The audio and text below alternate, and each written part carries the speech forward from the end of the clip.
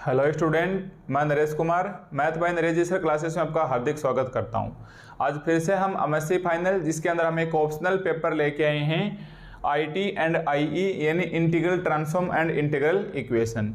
आज इसके अंदर हम यूनिट 3 स्टार्ट कर रहे हैं और इसके अंदर स्टार्टिंग में हमारे पास लेक्चर नंबर 1 रहने वाला है। ठीक है, अगर हम unit start third unit start करें उससे पहले हम यूनिट 3 के बारे में कुछ बेसिक इन्फॉर्मेशंस कि हमारे पास सबसे पहले पेपर का नेम क्या है। हमारे पास है integral transform and integral equation. ये हमारे पास एक ऑप्शनल पेपर है जिसको हम शॉर्ट में क्या बोलते हैं, आईटी एंड आईई। ठीक है, आईटी यानी इंटीग्रल ट्रांसफॉर्म एंड आईई यानी इंटीग्रल इक्वेशन। और इसके अंदर हमारे पास बुक कौन सी रहने वाली है, जेपीएच की बुक। हमारे पास दो बुक है, जैसा कि आप स्क्रीन पे देख सकते हो, इंटीग्रल ट्रांसफॉर्म्स और दूसरी हमारे पास है इंटीग्रल इक्वेशन। ठीक है, अगर आपके पास जेपीएच के अलावा कोई दूसरी बुक है तो भी आप इसके अंदर क्वेश्चंस मैच करना। मैं जो बुक प्रेफर करके चलूंगा वो हमारे पास यहाँ क्या होगी, जेपीएच की बुक होगी। ठीक है, अब इसके लिए हमारे पास कौन कौन सी यूनिवर्सिटी का सिलेबस है, तो आप इस वक्त स्क्रीन के ऊपर 4 यूनिवर्सिटीज का नाम देख रहे हैं, 1, 2, 3 और राजस्थान यूनिवर्सिटी जयपुर 4th। ठीक है, अगर आपका कॉलेज इन यूनिवर्सिटी से रिलेटेड है तो ये आपके लिए कोर्स फायदेमंद साबित हो सकता है। अब ये हमारे पास चाहे रेगुलर स्टूडेंट हो या फिर वो प्राइवेट बोले अपने आप को या फिर वो नॉन कॉलेजिएट बोले, तीनों ही स्टूडेंट्स के लिए हमारे पास सेम सिलेबस है, सेम डे एग्जाम होगा और सेम पेपर पैटर्न होगा। यानी रेगुलर में प्राइवेट में कोई फर्क नहीं है इसमें पढ़ने के लिए। ठीक है, तो आज हमारे पास यूनिट 3 के अंदर सबसे पहले हम देखते हैं इसका सिलेबस कि इसका ऑफिशियली सिलेबस क्या है। वो आप इस वक्त स्क्रीन के ऊपर देख सकते हैं। देखो अंडरलाइन किया हुआ है, infinite Hankel transform, definition and elementary properties, Hankel transform of derivative, inversion theorem और पार्शियल थ्योरम्स। यहाँ तक अंडरलाइन है, यहाँ तक आपको एक क्वेश्चन कंप्लीट देखने को मिल जाएगा। तो इसके आगे जो लिख रखा है solutions of ordinary differential equations with constant, ये अपने को नहीं करना है। ठीक है, तो ये था अपने पास ऑफिशियली सिलेबस। अब जो इसका सिलेबस है ये हमारे पास कौन सी बुक में है, तो सबसे पहले आप लिखोगे हमारे पास बुक कौन सी है, इंटीग्रल ट्रांसफॉर्म की, जैसा कि आप स्क्रीन के ऊपर देख सकते हैं। और इसके अंदर यूनिट 3 का सिलेबस है। इसके अंदर हमारे पास है यूनिट 3 का जो सिलेबस है, अभी आपने स्क्रीन के ऊपर देखा वो ऑफिशियली सिलेबस है। ये सिलेबस हमारे पास है जेपीएच की बुक में कहाँ है, ये सिलेबस हमारे पास जेपीएच की बुक में कहाँ है, तो ये इसमें है हमारे पास है चैप्टर 8। और चैप्टर 8 का नाम हमारे पास क्या है, द हेंकल ट्रांसफॉर्म। क्या नाम है भाई चैप्टर 8 का, द हेंकल ट्रांसफॉर्म। ठीक है, द हेंकल ट्रांसफॉर्म। इसमें हमारे पास एग्जाम में कौन सा क्वेश्चंस मिलेगा, questions number 5 AB and questions number 6 AB। तो आप लिखेंगे कि ये हमारे पास यूनिट 3 में कौन कौन से क्वेश्चंस मिलेंगे, questions number 5 AB and questions number 6 AB। ये क्वेश्चंस 5A और B आपको कंप्लीट देखने को मिल जाएगा। ठीक है, तो हाँ आज हम इस यूनिट 3 के अंदर शुरुआत कर रहे हैं चैप्टर 8 की। और चैप्टर 8 में हमारे पास स्टार्टिंग में लेक्चर नंबर 1 रहने वाला है, ये आपने लिख लिया होगा। ओके, तो सबसे पहले आप हेडिंग डालेंगे कि ये जो हेंकल ट्रांसफॉर्म है ये हमारे पास जेपीएच की बुक में कहाँ है। तो सबसे पहले आप पेज नंबर डालिए, जेपीएच बुक। अगर आपके पास बुक है तो आप निकाल लीजिए। हमारे पास ये है पेज नंबर 275 के ऊपर, पेज नंबर 275 के ऊपर है। ठीक है, और सबसे पहले आप चैप्टर का नाम क्या लिखोगे, हेंकल ट्रांसफॉर्म। ठीक है भाई, तो सबसे पहले हमें चैप्टर का नाम लिखना है इसके अंदर, हेंकल ट्रांसफॉर्म। तो लिखिए साथ साथ पहला टॉपिक ले लेते हैं हम 8.01 का, हेंकल ट्रांसफॉर्म।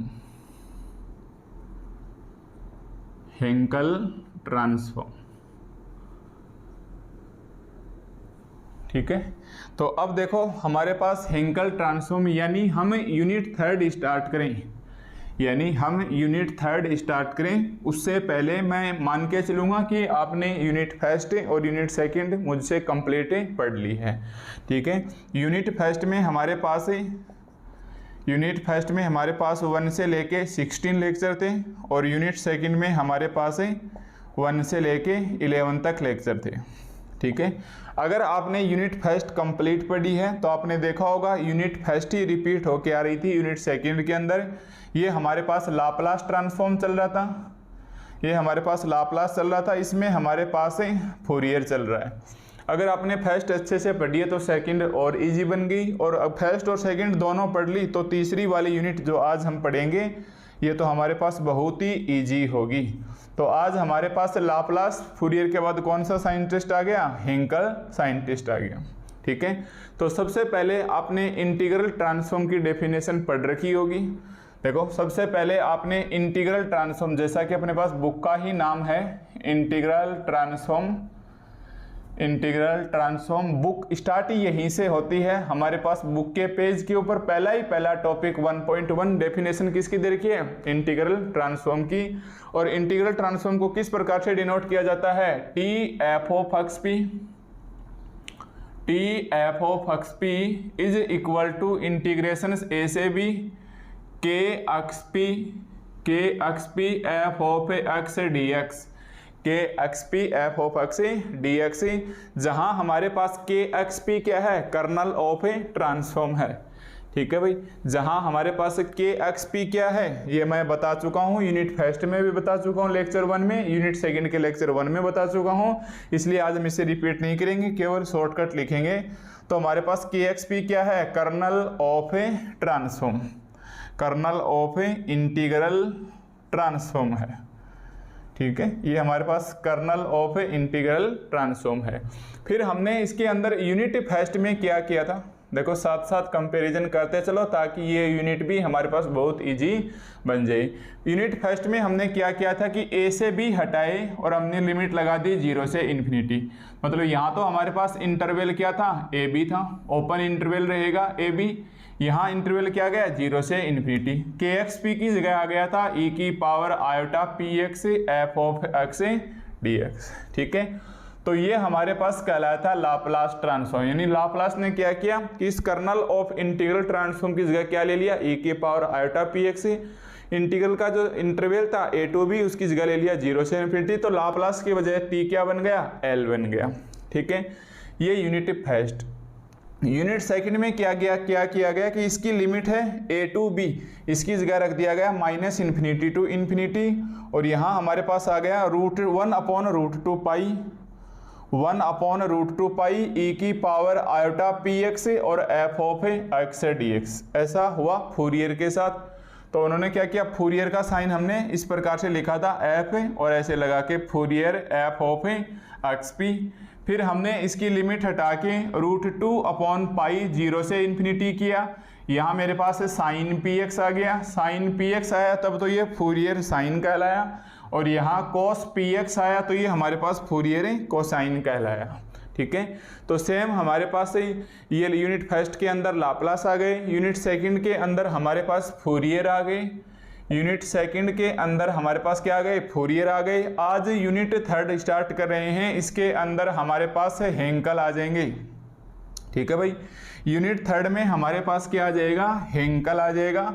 हेंकल ने क्या किया कि लिमिट तो रखी 0 टू इन्फिनिटी, देखिए ध्यान से, हेंकल ने क्या किया, लिमिट तो रखी 0 से इन्फिनिटी ही, बस इन्होंने अक्स के एक्स पी की जगह क्या रख दिया, अक्स जे न्यू पी एक्स, यस, और आगे ऐसा कैसा F of X D x. इन्होंने इस कर्नल के एक्स पी की जगह क्या रख दिया, x J nu P x रख दिया। तो ये हमारे पास कहलाया क्या, हेंकल ट्रांसफॉर्म। तो हेंकल का हम कैपिटल एच लेंगे, और यहाँ ऑर्डर न्यू है तो यहाँ ऑर्डर न्यू कर देंगे। तो ये आज हमारे पास हेंकल की क्या बन जाएगी, डेफिनेशन बन जाएगी। ठीक है, तो unit first, unit second, unit third के कंपैरिजन में यूनिट फर्स्ट में हमारे पास इंटरवल ए टू बी क्या गया 0 टू इन्फिनिटी, इसकी जगह क्या गया ई की iota p x. Unit second में हमारे पास यहाँ ई की आयोटा पी एक्स या साइन एक्स कोस एक्स और बाहर √2/पाई, तो फोरियर साइन फोरियर कोसाइन, जैसा कि आप सेकंड यूनिट में पढ़ चुके हैं। आज थर्ड यूनिट में हमारे पास इंटरवल 0 टू इन्फिनिटी, यहाँ x J nu P x, और इसका सिंबल क्या हो जाएगा, H nu f of x P. ये हमारे पास कैपिटल एफ ऑफ पी कहलाता है, तो यहाँ भी आप इसके नीचे न्यू लगा सकते हो। तो ये तो हो गई हमारे पास हेंकल ट्रांसफॉर्म की डेफिनेशन। अब आपको ये परिभाषा एग्जाम में किस प्रकार से लिखनी है, तो ये हम परिभाषा एग्जाम में लिखेंगे तो मैं आपको लिख के बताता हूँ, यहाँ हम डिटेल से बता देंगे। तो सबसे पहले आप हेडिंग डालोगे द हैंकल ट्रांसफॉर्म। सबसे पहले आप हेडिंग डालोगे कि हैंकल ट्रांसफॉर्म की हमारे पास डेफिनेशन क्या है। हैंकल ट्रांसफॉर्म की हमारे पास डेफिनेशन क्या है, तो मैं आपको यही सलाह दूंगा कि आपने जो लाप्लास ट्रांसफॉर्म की डेफिनेशंस लिखी है आप वही डेफिनेशन को उधर लिखिए। बस उसमें ई की आयोटा पी एक्स है, इसके अंदर क्या है x J nu P of x है। ठीक है, ये पी क्या है, पैरामीटर होता है जो रियल वैल्यूड भी होता है या कॉम्प्लेक्स वैल्यूड भी होता है, और उसका आपको पता ही है ये इंडिपेंडेंट ऑफ एक्स होता है। ये हमारे पास कर्नल ऑफ ट्रांसफॉर्म होता है। तो सेम आपने जिस प्रकार से यूनिट फर्स्ट के लेक्चर 1 में लाप्लास की डेफिनेशन लिखी थी उसी प्रकार हम यहाँ किसकी डेफिनेशन लिखेंगे, हैंकल ट्रांसफॉर्म की डेफिनेशन लिखेंगे। तो सबसे पहले आप इसकी डेफिनेशन में लिखो कि let F of x be, क्योंकि हमारे पास बारी आएगी इसी फंक्शंस की, तो let F of x be real और कॉम्प्लेक्स, रियल और complex valued function. Let F of x भी रियल और कॉम्प्लेक्स वैल्यूड फंक्शन से।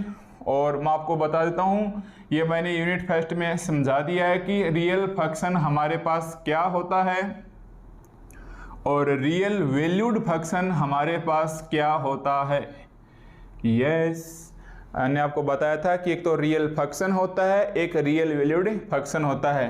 देखो फंक्शन हमारे पास ऐसे होता है कि f belong R to R आ जाए, मतलब रियल टू रियल जाए, तब तो हमारे पास ये क्या होता है, रियल फंक्शन होता है। ये इसका डोमेन होता है, ये इसकी रेंज होती है।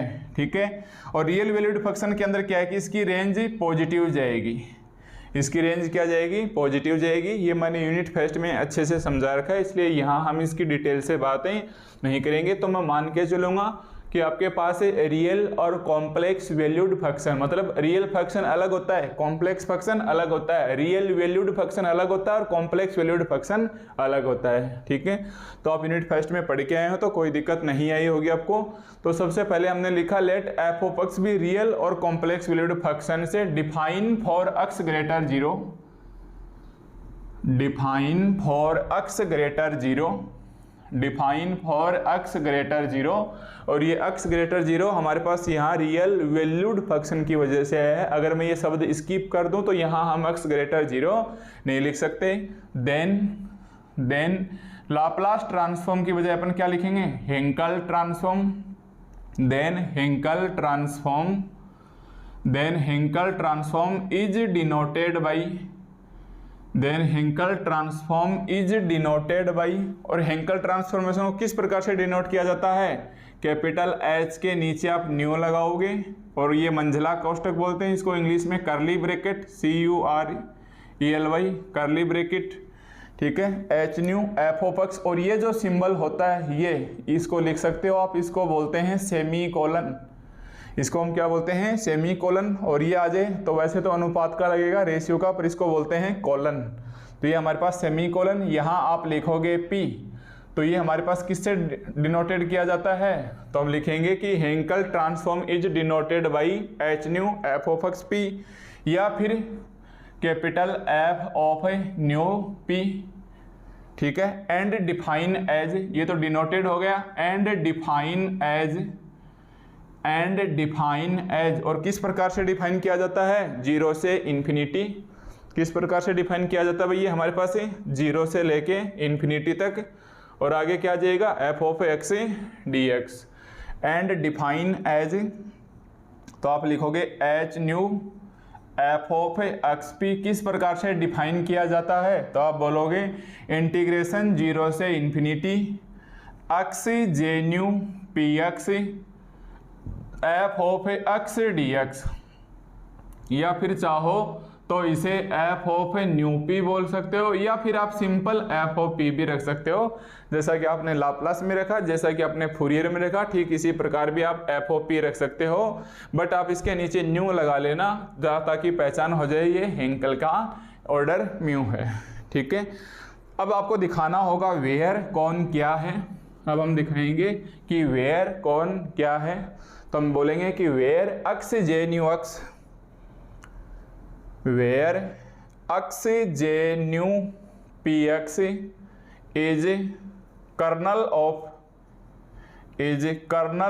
a Hankel transform, kernel of a Hankel transform of a order mu, sorry nu, of order nu. तो where x j nu x is a kernel transform of a Hankel transform, ठीक है, where x j nu x px is kernel of Hankel। चलो एक बार transform तक लिख लो।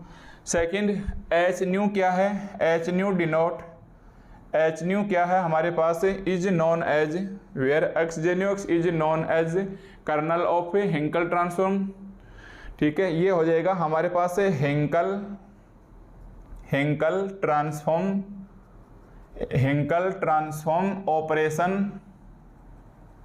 Operation of order nu, ठीक है। ये हमारे पास है हेंकल का ट्रांसफॉर्म हो जाएगा। P हमारे पास क्या हो जाएगा, पैरामीटर है। P हमारे पास क्या है, पैरामीटर है, जिसकी वैल्यू हमारे पास रियल भी हो सकती है या इसकी वैल्यू हमारे पास कॉम्प्लेक्स भी हो सकती है, जो कि is independent, where P parameter is independent of x, is independent of x. तो अगर आप यूनिट फर्स्ट के अंदर अपनी लाप्लास की डेफिनेशंस देखोगे तो वो डेफिनेशन भी ऐसे ही है, उसमें बस फर्क कितना है, हेंकल की जगह लाप्लास आ गया, इस एच न्यू की जगह एल आ गया, यहाँ ई की पावर आयोटा पी एक्स आ गया, और यहाँ ई की iota p x is kernel of a Laplace transform, और ये हमारे पास जाना जाता था लाप्लास ट्रांसफॉर्मेशन का ऑपरेटर या ऑपरेशन, और ये हमारे पास सी पी ठीक सेम था, पी इज पैरामीटर जिसकी वैल्यू रियल और complex is independent of A x, ठीक है। अब यहाँ आने के बाद आपके पास जे न्यू बचेगा। देखो यहाँ पहले तो ये हो गया कि एफ ऑफ एक्स के साथ जो मल्टीप्लाई है वो तो हमारे पास किसका काम करता है, एक्चुअली हमारे पास के एक्स और पी, यानी एक एक्स होना चाहिए और एक पी होना चाहिए। तो ये तो हो गया कि colonel of a Hankel transform, तो मैंने लिख दिया कंप्लीट वैल्यू तो क्या कहलाती है, kernel of a Hankel transform, but actually J nu क्या है, तो आप लिखोगे साइड के अंदर कि वेयर हमारे पास जे न्यू पी एक्स क्या है, तो यहाँ लिखेंगे कि हमारे पास actually J nu P x क्या है, तो ये बेसल फंक्शन है। यस, ये जे न्यू हमारे पास क्या है, बेसल फंक्शन है, ये हमारे पास से बेसल फंक्शन है, और कितने ऑर्डर का है, तो आप लिखोगे ऑर्डर न्यू। तो J nu P x is Bessel function of order new.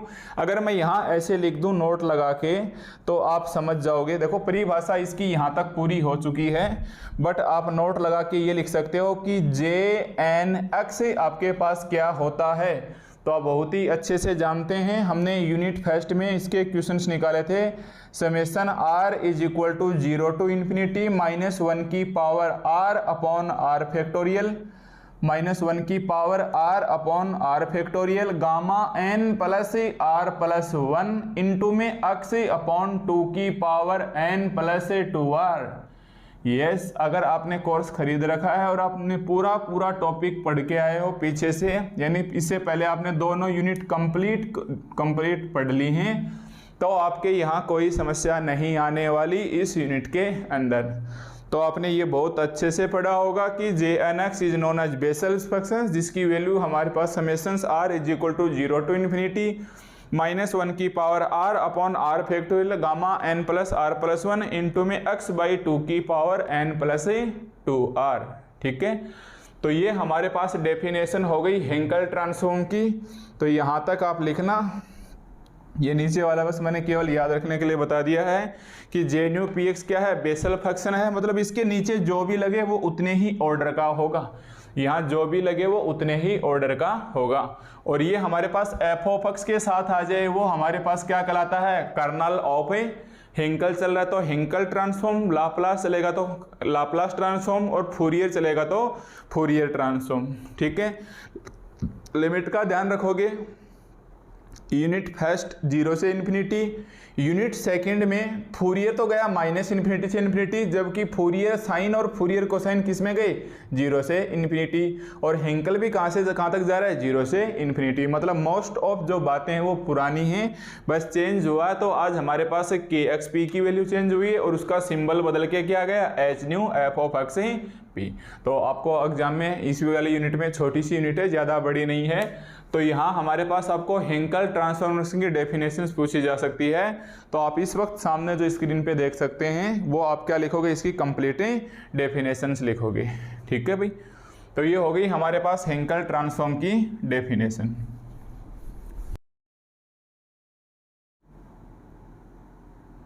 अब देखो हमारे पास नेक्स्ट इसका जो टॉपिक है 8.2 का टॉपिक हमारे पास क्या कहता है कि some important result for Bessel function. Yes, नाम से ही स्पष्ट है कि हमारे पास कुछ इम्पोर्टेंट रिजल्ट हैं और वो कहाँ से आए हैं, हमारे पास से बेसल फंक्शन से। अब आप बेसल फंक्शन कहाँ पढ़ के आए हो, एमएससी प्रीवियस के अंदर, और आप समझ चुके होंगे कि जैसे ही आप एमएससी प्रीवियस का नाम आ जाता है इसका मतलब अपने को रटना है। ठीक है, इसका मतलब हमें को कहीं ना कहीं याद रखने हैं, क्योंकि एमएससी प्रीवियस में आप बेसल फंक्शंस के रेक्यूरेंस रिलेशंस से रिलेटेड एक पूरी एक्सरसाइज हुआ करती थी, वहाँ उसके अंदर आपने खूब एग्जाम्पल्स और क्वेश्चन से किए हैं। ठीक है, तो बेसल फंक्शन में हमारे पास एमएससी प्रीवियस की कहानी है।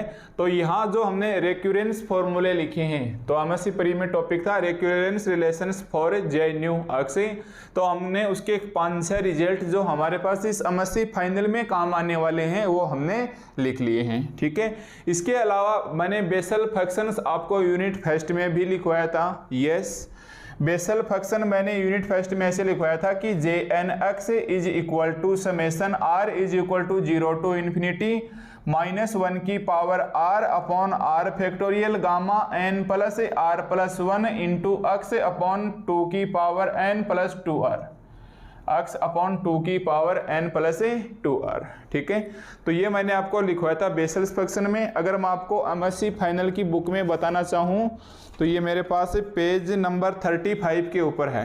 देखो अपने पास ये जो बुक चल रही है आईटी की, मेरे पास इस पेज 35 के ऊपर ये हमारे पास बेसल फंक्शन है जो मैंने ये फॉर्मूला लिखवाया था जे एन एक्स का। वहाँ एक रिजल्ट हमें दे रखा है, देखो यहाँ हमें एक रिजल्ट दे रखा है d/dx। हालांकि आपको ये याद रखने हैं सारे result, d/dx x J N x is equal to x की n into J n -1 into x. ये हमें ऐसे रिजल्ट दे रखा है पेज 35 के ऊपर है। तो देखो एक बार इसको हम थोड़ा सा सोल्व करके देखते हैं, यहाँ से हमें थोड़ा आइडिया मिल जाएगा। अगर आप इसका डिफरेंशिएशन करोगे तो आप क्या बोलोगे, पहले को छोड़ दो दूसरे का डिफरेंशिएशन प्लस पहले का डिफरेंशिएशन एन एक्स की n-1 दूसरे को छोड़ दो। ठीक है, प्लस दूसरे को छोड़ दो जे एन एक्स को छोड़ दो इज इक्वल टू में कितना आ जाएगा, ये ऐसा है कैसा, मतलब यहाँ फर्स्ट सेकंड का लगा दिया, पहले को छोड़ा दूसरे का डिफरेंशिएशन डैश लगा दिया, प्लस दूसरे को छोड़ा पहले का डिफरेंशिएशन। ये हमारे पास ऐसा कैसा x is J n -1 into x. ठीक है, अब देखो इस वाली स्टेप्स को आप उधर लेके चलो, तो ये तो एक्स की एन, इसे आप चाहो तो जे एन डैश एक्स लिख सकते हो या आप ऐसे बोल सकते हो कि जे एन एक्स। ओके, इसको इधर राइट साइड में लेके जाएंगे तो ये हो जाएगा माइनस का n इंटू एक्स की n-1 जे एन एक्स, और ये रह जाएगा प्लस का ऐसा कैसा एक्स की n जे n-1 इंटू एक्स। यानी मैं इस स्टेप को इधर ले आया, ये डैश को चाहे मैंने ओपन करके कर दिया, खोल दिया हो, चाहे ऐसे रहने दिया हो। अब अगर मैं रखूं n की जगह 1, देखो n की जगह अगर मैं 1 रखूं तो ये कितना बचेगा x, ये कितना बचेगा d/dx, ये कितना बचेगा n की जगह 1 रखेंगे तो ये 1 इंटू एक्स। और ध्यान से देखना भाई, ये माइनस n की जगह पहले आप रखो 1, फिर x की पावर n की जगह n-1 रखेंगे तो 1 से 1 जाएगा 0 बचेगा, ये बचेगा जे n की जगह क्या आ गया x आ गया, प्लस x की पावर ये क्या आ गया 1 आ गया, और ये कितना बचेगा हमारे पास है जे n-1 यानी 0 इंटू एक्स। ठीक है, तो ये हमारे पास एक रिजल्ट आ गया। यहाँ से x की 0 की वैल्यू की पावर भी कितनी होती है, 1 होती है। अब यहाँ आपको ये रखना है सेम, x dy dx 1 की जगह आप न्यू रखो तो ये न्यू बन जाएगा। यहाँ 1 की जगह आप न्यू रखो तो माइनस का न्यू ये आ जाएगा जे न्यू x प्लस x जे, यहाँ न्यू माइनस 1 आ जाएगा। मतलब कुछ इसी रिजल्ट से अपने एमएससी प्रीवियस में सीख के आए हैं, नहीं सीख के आए हैं तो कुल मिला के बात यही है कि ये रिजल्ट्स आपको याद रखने हैं। मैं आपको थोड़ी सी हिंट बता सकता हूँ कि आप फर्स्ट को और सेकंड को याद रख लो, ठीक है। फर्स्ट और सेकंड दोनों एक जैसे हैं। देखो एक तो चल रहा है माइनस से प्लस की और एक चल रहा है प्लस से माइनस की ओर, कि दोनों ही जगह सेम है। x dy dx जे न्यू x, यहाँ तो माइनस का new J nu x plus x जे न्यू माइनस x है, और यहाँ ये प्लस का हो गया और ये माइनस का आके एक ऑर्डर बढ़ हो गया।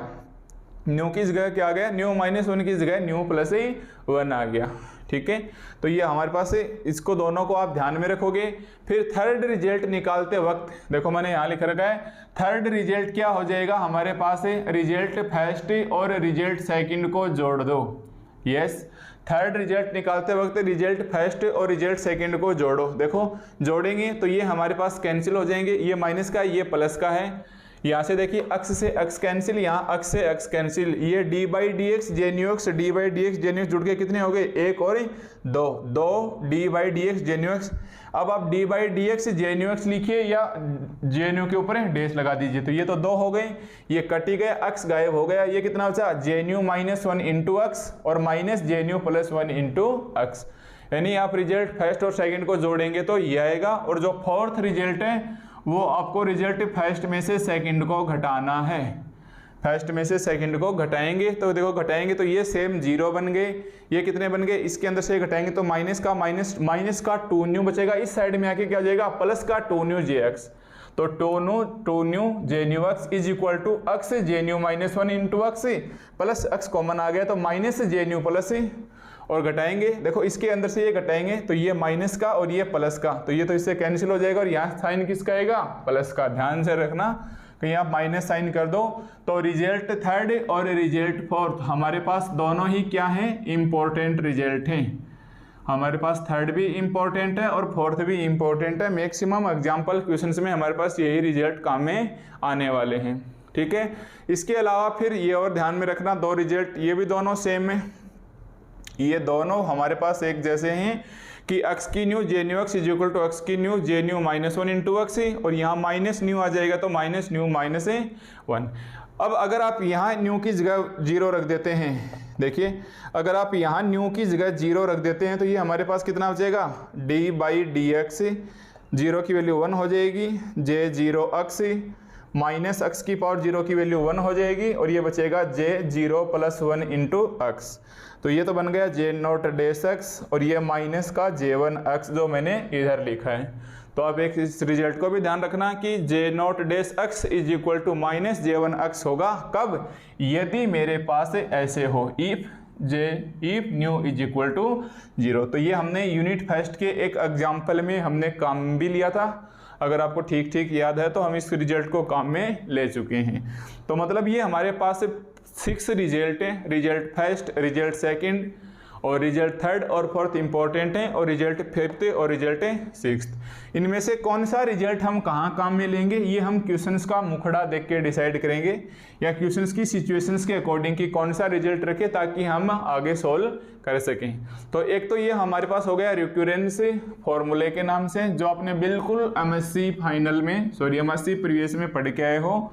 ये अलग बात है क्योंकि कोविड की वजह से आप नहीं पढ़ के आए शायद, फिर भी कुछ बच्चे इसके बारे में जरूर जानते हैं कि हाँ बेसल फंक्शन एमएससी प्रीवियस का एक पूरा यूनिट हुआ करता था, ठीक है। तो एक तो ये हो गया हमारे पास से रिक्यूरेंस फॉर्मूला। अब देखो इसके अंदर हमारे पास से एक और फॉर्मूले हो गए सेकंड हमारे पास जो फॉर्मूला है वो मैं बुक्स के से ही लिख लेता हूँ, क्योंकि याद रखने वाला मैटर है, वो डायरेक्ट आपको याद ही रखना चाहिए। और ये याद कब रहेगा, जब आप इसकी लिख के प्रैक्टिस करोगे तब। अब देखो हमारे पास b,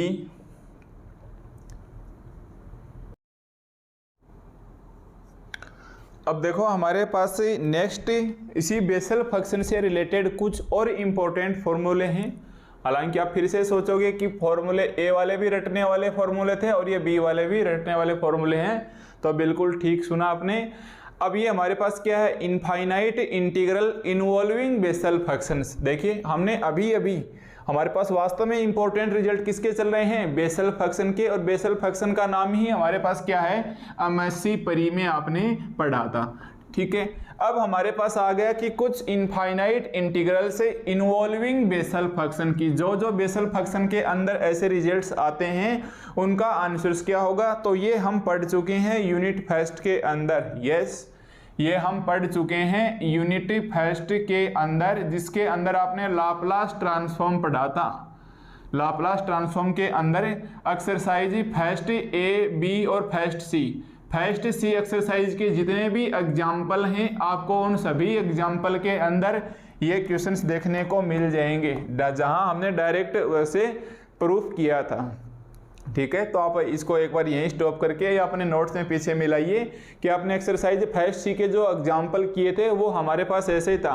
पहला एग्जाम्पल तो ये था कि ए की जगह 0 रख दिया था तो ये गायब हो गया था, तो ये हमारे पास 1/√1 प्लस p² आया था। सॉरी, की जगह 1 रखने पे ये सारे रिजल्ट्स आपके पड़े हुए हैं। अब देखो इन रिजल्ट्स को कैसे याद रखना है, आप तो रिजल्ट एक तो 1 रिमेंबर कर लो और एक आप सेकेंड रिजल्ट को याद कर लो। ठीक है, एक तो आप फर्स्ट रिजल्ट को याद करो कि ये हमारे पास ऐसे होता है e की -ax j0 px dx का, और एक हमारे पास ये रिजल्ट होता है e की -ax g1 px dx का। ठीक है, अब ये दोनों रिजल्ट्स हम बनाएंगे। देखो ये रिजल्ट थर्ड और रिजल्ट फोर्थ हम बनाएंगे। अगर आपके ये दो ठीक याद हैं, देखो मैं इसलिए याद करा रहा हूँ ताकि एग्जाम में एक बार अगर याद भी नहीं है तो हम तुरंत प्रभाव से उसे बना सकें। अगर मैं इसका ए के रिस्पेक्ट में डिफरेंशिएशंस कर दूं तो मैं लिख रहा हूं डिफरेंशिएशन से रिजल्ट थर्ड, सॉरी डिफरेंशिएशन से फर्स्ट विद रिस्पेक्ट टू ए। देखो या तो आप इसका ए के रिस्पेक्ट में कर सकते हो या फिर आप इसका पी के रिस्पेक्ट में कर सकते हो। देखो ए के रिस्पेक्ट में डिफरेंशिएशन कर रहा हूं, ध्यान से देखो, ए के रिस्पेक्ट में डिफरेंशिएशन करूंगा तो ये तो क्या आ जाएगा 0 से इन्फिनिटी e की -ax और ए के रिस्पेक्ट में कर रहा हूं तो ये कितना बचेगा, माइनस का अक्स कहाँ आ जाएगा, बाहर आ जाएगा, इनटू में j0 px dx ऐसा का ऐसा, इनटू में j0 px dx ऐसा का ऐसा। अब इसका इंटीग्रेशन करो, बताइए 1/x का कितना होता है, -1/x²। तो पहले तो इसका रूट हट जाएगा, फिर रूट वाले का कितना होगा 1/2√a² प्लस p², और a के रिस्पेक्ट में कर रहे हैं तो ये क्या होगा 2a प्लस 0।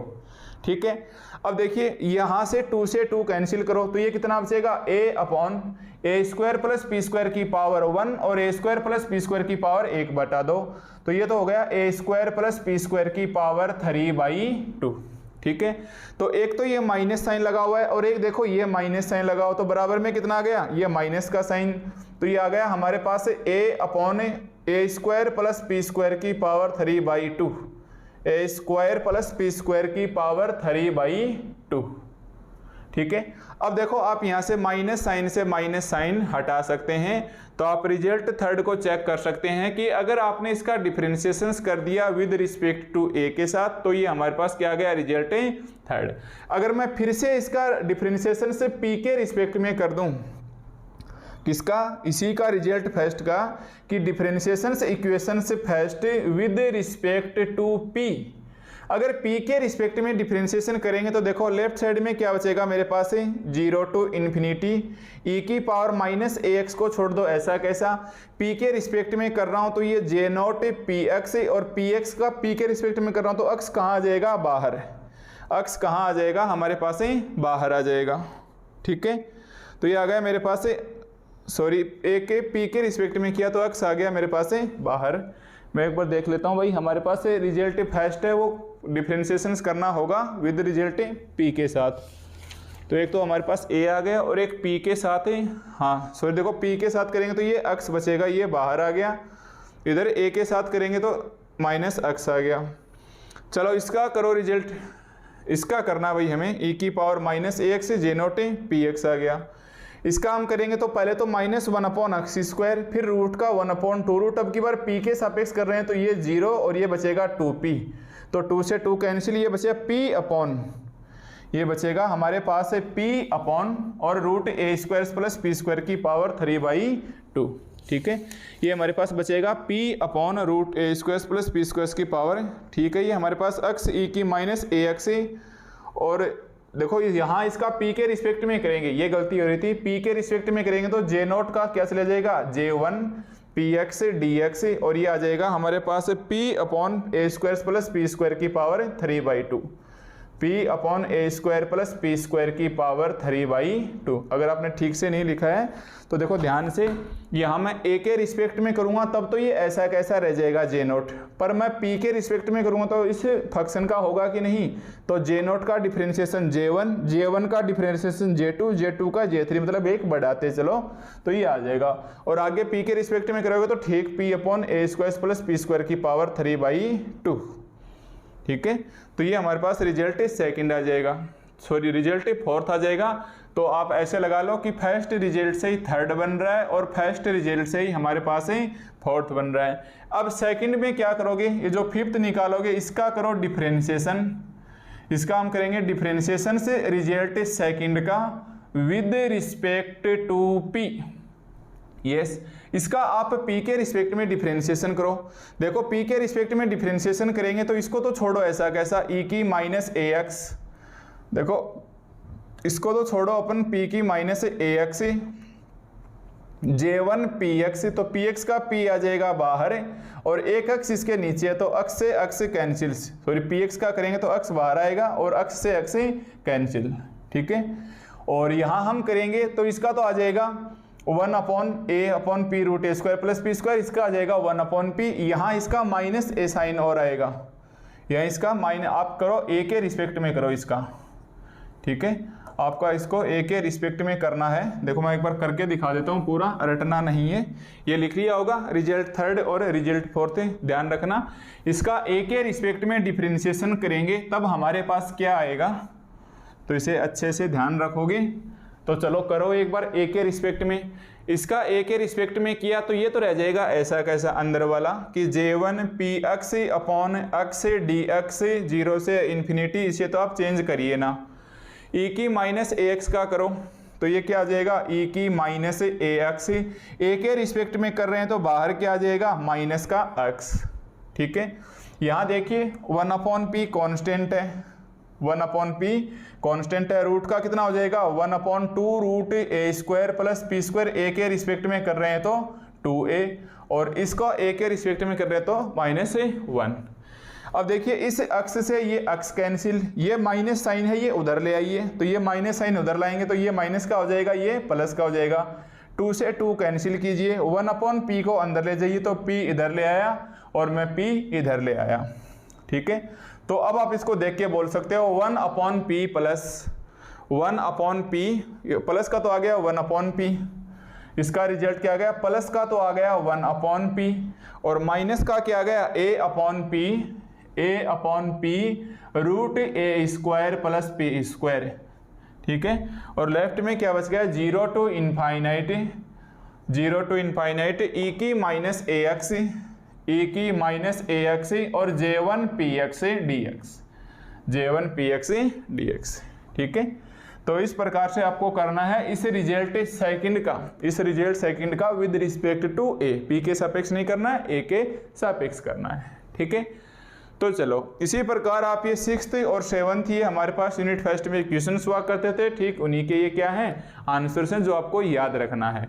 तो आज हमारे पास इस यूनिट थर्ड के लेक्चर नंबर 1 के अंदर और हमारे पास मोस्ट ऑफ बातें क्या करनी है भाई, लेक्चर 01 के अंदर मोस्ट ऑफ बातों के ऊपर मैंने स्टार लगाया है और स्टार विस्टार नहीं, ये बस केवल बेसल फंक्शंस और उससे रिलेटेड कुछ क्वेश्चन समझ प्रीवियस की वजह से हम यहाँ डायरेक्ट काम में लेंगे, इसलिए मेरे को यहाँ रिजल्ट सीधे लिखने पड़े।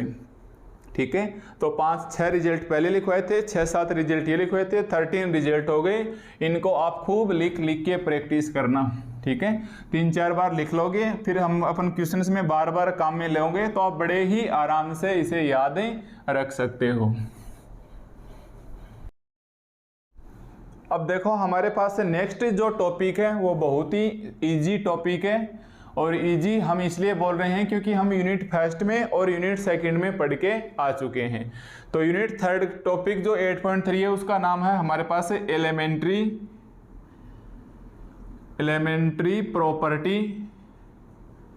Elementary property of Hankel transform.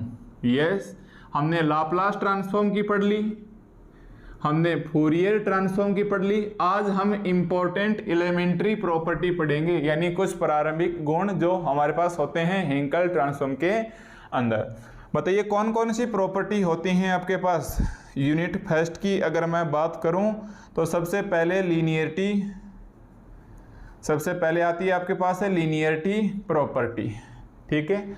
Second आपके पास आती है change of scale property, second आपके पास आती है भाई change of scale, change of scale property. Third आपके पास क्या आती है फास्ट शिफ्टिंग और ट्रांसलेशन प्रॉपर्टी, फास्ट शिफ्टिंग और ट्रांसलेशन प्रॉपर्टी। और फोर्थ हमारे पास क्या आती है, फोर्थ हमारे पास क्या आती है second shifting property, second shifting property, ठीक है।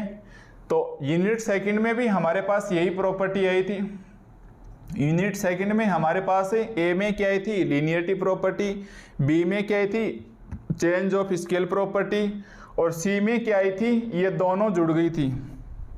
फर्स्ट शिफ्टिंग और सेकंड शिफ्टिंग को मिला के हमने केवल और केवल क्या बोल लिया था शिफ्टिंग प्रॉपर्टी, हमने केवल और केवल क्या बोल लिया था शिफ्टिंग प्रॉपर्टी, ठीक है।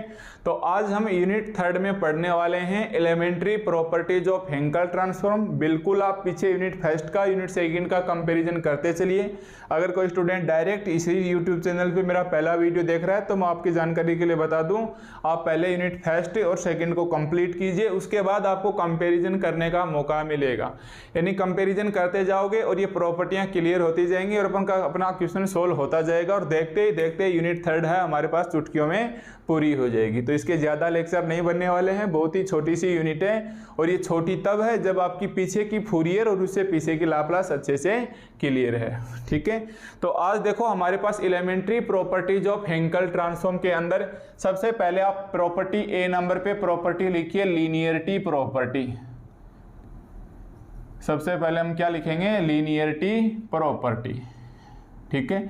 लीनियरिटी प्रॉपर्टी में हमारे पास क्या आ जाएगा, इसकी लीनियरिटी प्रॉपर्टी और इसकी लीनियरिटी प्रॉपर्टी आपको खूब अच्छे से पता है। आप क्या लिखते थे LC1 F1x plus minus C2 F2x plus minus dash dash dash और P। तो यूनिट फर्स्ट में हमारे पास लाप्लास चला, यूनिट सेकंड में हमारे पास फूरियर चला, और फूरियर को आप ऐसे डिजाइन से लिखते थे। आज हमारे पास यहाँ क्या चलेगा हेंकल चलेगा, ठीक है। तो लीनियरिटी प्रॉपर्टी आपको केवल ऐसे लिखनी है कि एच न्यू, लीनियरिटी प्रॉपर्टी को क्या लिखेंगे एच न्यू, और ये आ जाएगी हमारे पास C1 F1x plus minus C2 F2x plus minus C3 F3x plus minus dash dash dash dash dash. एक तो हमारे पास ये हो गया, और इनटू में P और सेमी कोलन का साइन लग के क्या आ जाएगा इनटू में P इज इक्वल टू, अब ये क्या हो जाएंगे अलग अलग हो जाएंगे। कांस्टेंट को बाहर ले लीजिए, इसके अंदर आप देखो इसके बराबर क्या आ जाएगा, आप कांस्टेंट को बाहर ले लीजिए C1 हेंकल का साइन लगाइए, और ये आ जाएगा F1x और सेमी कोलन P। C1 बाहर आ गया, हेंकल का साइन आ गया, F1x सेमी कोलन P, फिर प्लस माइनस C2 बाहर आ जाएगा, फिर से हेंकल F ऑफ 2x और P, फिर प्लस माइनस C3 बाहर आ जाएगा, हेंकल F ऑफ 3x और P, plus minus dash dash dash dash चलते रहेंगे, ठीक है। यूनिट फर्स्ट में हमारे पास इस एच न्यू की जगह L था, एच न्यू की जगह एल था। सेकंड में हमारे पास ये वाला फूरियर था जो मैंने बताया था कि एक सिग्मा और एक एफ को तो आप ऐसे लिखोगे थोड़ा सा तिरछा, सिग्मा इसके ऊपर लगा देना ऐसे। सेकंड में यहाँ एच न्यू की जगह फूरियर था। आज यूनिट थर्ड चल रही है तो आप Hankel H nu, Hankel H nu, Hankel H nu, Hankel H nu लगाओगे। ठीक है, तो एक तो ये हो गई हमारे पास लीनियरिटी प्रॉपर्टी। तो दोनों ही यूनिट में, मतलब तीनों ही यूनिट फर्स्ट सेकंड थर्ड के अंदर हमारे पास जो प्रॉपर्टी है लीनियरिटी की वो बिल्कुल एक समान है। ठीक है, तो एक प्रॉपर्टी तो चलो ये होगी, डायरेक्ट हम इसे क्वेश्चंस में काम में ले सकते हैं। अब आप आ जाओ सेकंड प्रॉपर्टी के ऊपर। सेकंड प्रॉपर्टी क्या होती है हमारे पास, चेंज ऑफ स्केल प्रॉपर्टी। तो अब आप सेकंड प्रॉपर्टी को लिखोगे change of scale property, change of scale property. अब इस प्रॉपर्टी का क्वेश्चंस हमें कैसे पूछा जा सकता है एग्जाम के अंदर, तो आप पहले क्वेश्चंस लिखिए। क्वेश्चंस आएगा हमारे पास स्टेट एंड प्रूव, क्वेश्चन आएगा हमारे पास state and prove the change of scale property, the change of scale property, the change of scale property for transform.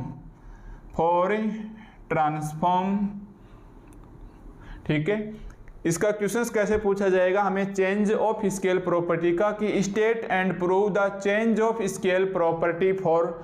अगर यूनिट फर्स्ट से पूछेगा तो हमें लिख लेगा लाप्लास ट्रांसफॉर्म, यूनिट फर्स्ट में पूछेगा तो बोलेगा state and prove the change of scale property for Laplace transform. Unit second में पूछेगा तो हमें क्या पूछेगा कि फूरियर ट्रांसफॉर्म की चेंज ऑफ स्केल प्रॉपर्टी लिखिए और प्रूव कीजिए। यहाँ थर्ड यूनिट में पूछेगा तो क्या लिखेगा, change of scale property for Hankel transform, for Hankel transform. आपको पता है हेंकल का सिंबल क्या होता है, न्यू, तो आप यहाँ साथ में और लगा देना हेंकल के लिए कि of order new, of order nu. तो पहले तो आप इसका क्वेश्चंस लिखिए कि चेंज ऑफ स्केल प्रॉपर्टी का हमें क्वेश्चंस किस प्रकार से पूछा जाता है, state and prove the change of scale property for Hankel transforms of order nu. क्यों लिख के चलेगा ये न्यू, क्योंकि यहाँ हमारे पास हमेशा एच के क्या लगता है, न्यू, तो ये ऑर्डर न्यू और ऑर्डर न्यू। ठीक है, तो अब इसका आप स्टेटमेंट लिखिए। देखिए सबसे पहले आप इसका स्टेटमेंट लिखिए। मैं तीनों यूनिटों के स्टेटमेंट की यहाँ कंपैरिजन करता हुआ चलूँगा।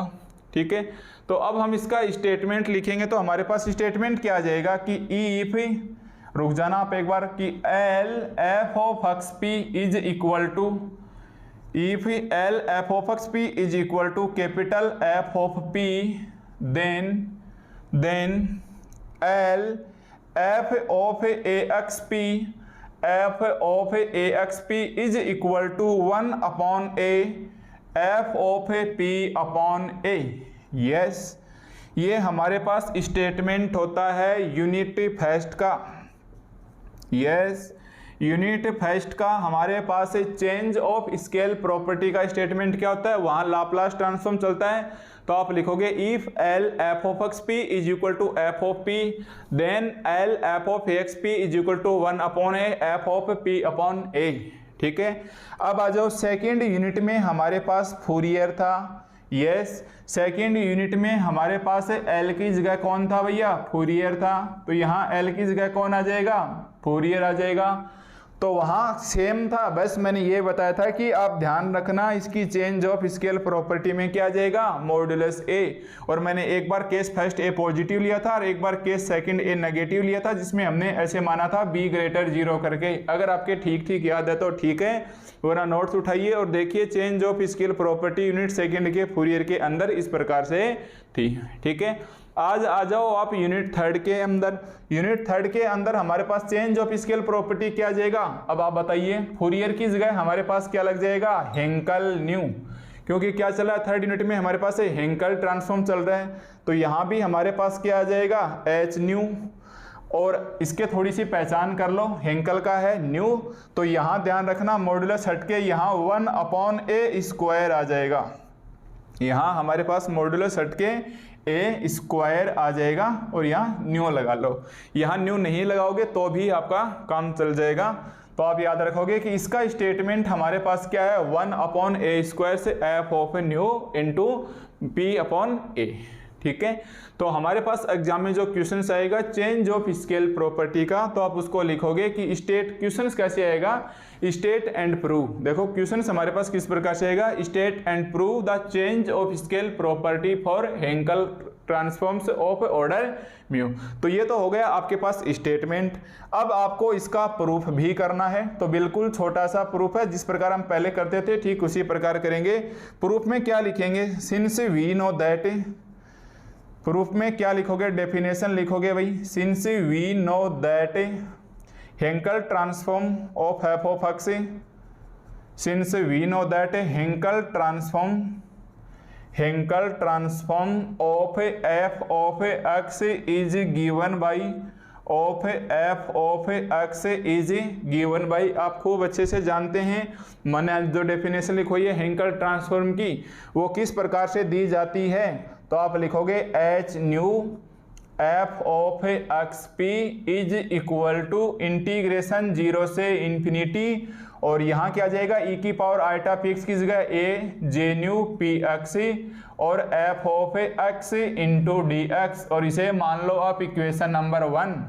Yes, since we know that, या इसके स्टेटमेंट में देख लो, स्टेटमेंट में ये इफ किसका काम करेगा, हमारे पास गिवन का काम करेगा, तो अपन लिखेंगे it is given that Hankel transform of f of x is given by h nu f of x P is equal to F of nu p is equal to 0 to infinity x J nu P x f of x into d x. ठीक है, अब now here we have to show that, देखो ध्यान से, then here we have to show that, अब इसके F of x की जगह क्या आना चाहिए, एफ ऑफ ए एक्स, तो अपन क्या करेंगे, नाउ शिफ्टिंग, ध्यान से, नाउ शिफ्ट एक्स की जगह आप ए एक्स मत लिख लेना, क्योंकि गलती हो जाएगी। यूनिट सेकंड में मैंने बहुत अच्छे से बताया था कि एक्स की जगह ए एक्स नहीं, एफ ऑफ एक्स की जगह आप एफ ऑफ ए एक्स रखोगे, यानी इस एफ ऑफ एक्स की जगह आपको क्या रखना है, एफ ऑफ ए एक्स, तो ये हमारे पास क्या बन जाएगा, एच न्यू एक्स की जगह क्या रखोगे आप, F of A x. Yes, तो ये तो आ जाएगी लेफ्ट साइड,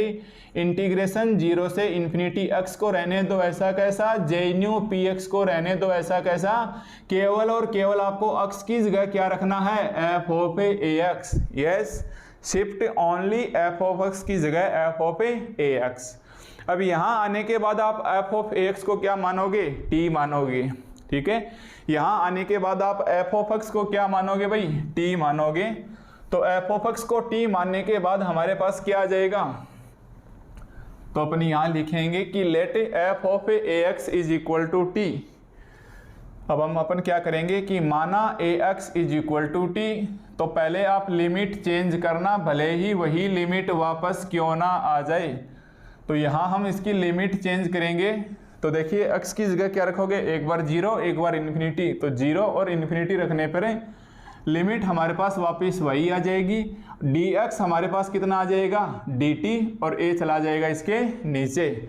सो हमारे पास है हैंकल का एफ ऑफ ए एक्स कितना बचा, हैंकल का F of A x semi colon P करली ब्रैकेट के अंदर, मतलब इसके बराबर हमारे पास क्या बचा, लिमिट चेंज होके क्या आ गई, 0 टू इन्फिनिटी, लिमिट चेंज होके क्या आ गई, 0 टू इन्फिनिटी। इस एक्स की जगह क्या रखोगे, तो आप बताइए भाई, एक्स की जगह क्या आ जाएगा, टी अपॉन ए, एक्स की जगह क्या आ जाएगा, टी अपॉन ए, इंटू में जे न्यू, इंटू में J nu P X, P X, X की जगह कितना आ जाएगा, टी अपॉन ए, एक्स की जगह हमारे पास कितना आ जाएगा, टी अपॉन ए, इंटू में एफ ऑफ ए एक्स की जगह कौन आ गया, टी, इंटू में एफ ऑफ ए एक्स की जगह कौन आ गया, टी, इंटू में डी एक्स, ध्यान से, इंटू में डी एक्स, और डी एक्स की जगह डी टी बटा ए, ऐसे छोड़ दोगे तो गलती हो जाएगी।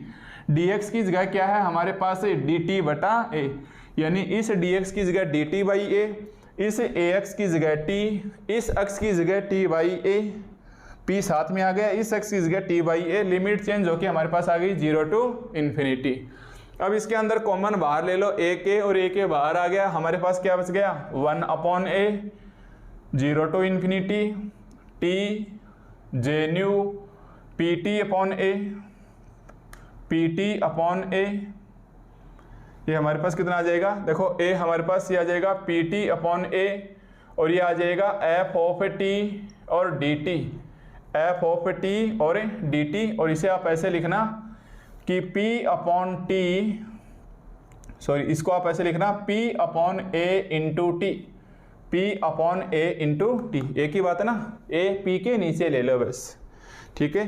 तो इतना करने के पश्चात हमारे पास क्या आएगा, अब आप t की जगह शिफ्ट कर दो, नाउ t की जगह आप शिफ्ट कर दो अक्स, t की जगह आप शिफ्ट कर दो अक्स, तो ये कितना बचेगा, देखो एक a ये लिया, एक a ये लिया, बाहर आ गया 1/a²। ध्यान से ये वाला a और ये वाला a dt/a है ना, ये बाहर आएगा नहीं क्योंकि जेन्यू फंक्शन के अंदर है।